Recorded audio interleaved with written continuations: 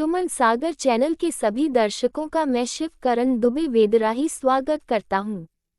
सुमन सागर channel YouTube channel पर प्रस्तुत है। कर्म ज्ञान के बिना मनुष्य अधूरा का अंतिम अध्याय। गीता ने मनुष्य के करणीय कर्तव्यों अर्थात धर्म के लिए कर्म का विधान किया है। वस्तुतः शास्त्र विहित कर्मों का आचरण ही कर्म है। मनुष्य को जीवन में अनेक धर्मों अर्थात कर्तव्यों का पालन करना होता है और उन धर्मों के निष्पादन हेतु जो कर्म करने पड़ते हैं उन्हें ही कर्म अर्थात शास्त्र अनुमोदित कर्म की संज्ञा दी गई है। और इन्हीं कर्मों को करने के लिए वेद तथा गीतादि आर्ष ग्रंथों में कुर्वनेवेह कर्माणि, यजुर्वेद तथा योगस्थ कुरु कर्माणि जैसे उपदेश दिए गए हैं। गीता में यह स्पष्ट घोषणा है कि यह शास्त्राविधिमुत्सृज्य वर्तते कामकार्तः न स सिद्धिं वाप्नोति न सुख न परागतिम, अर्थात जो पुरुष शास्त्र विधि को त्याग कर अपनी इच्छा से मनमाना आचरण करता है वह न तो सिद्धि को प्राप्त होता है और न परमगति को और न सुख को ही प्राप्त होता है। वस्तुतः धर्म, अर्थ, काम, मोक्ष की प्राप्ति हेतु जिन कर्मों का विधान शास्त्र में विहित है उन्हें ही गीता में कर्म कहा गया है।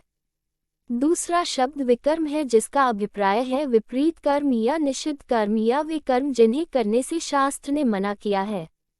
मा गृह कस्य स्विधनम यजु तथा काम क्रोधस्तथा लोभः तस्मात् एतत्त्रयं त्यजेत। गीता अध्याय 6 श्लोक 21 आदि शास्त्र वचन विकर्म, हिंसा, असत्य, चोरी, जारी, क्रोध, मदिरा सेवन आदि के उदाहरण हैं तथा वेदादि शास्त्रों में इनका निषेध किया गया है।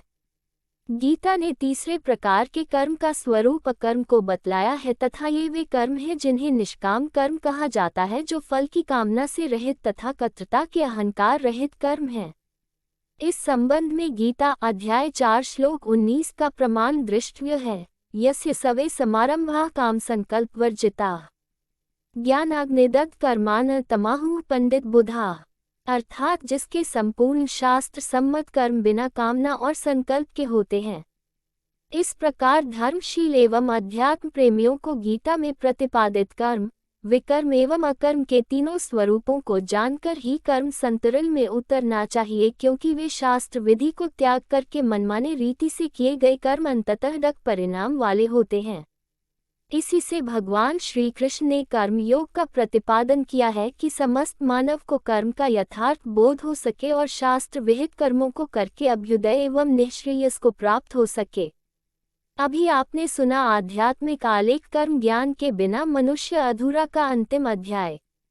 आपको हमारा यह प्रयास कैसा लग रहा है यह भी अवश्य बताएं ताकि आपके सुझावों से चैनल में सुधार किया जाए।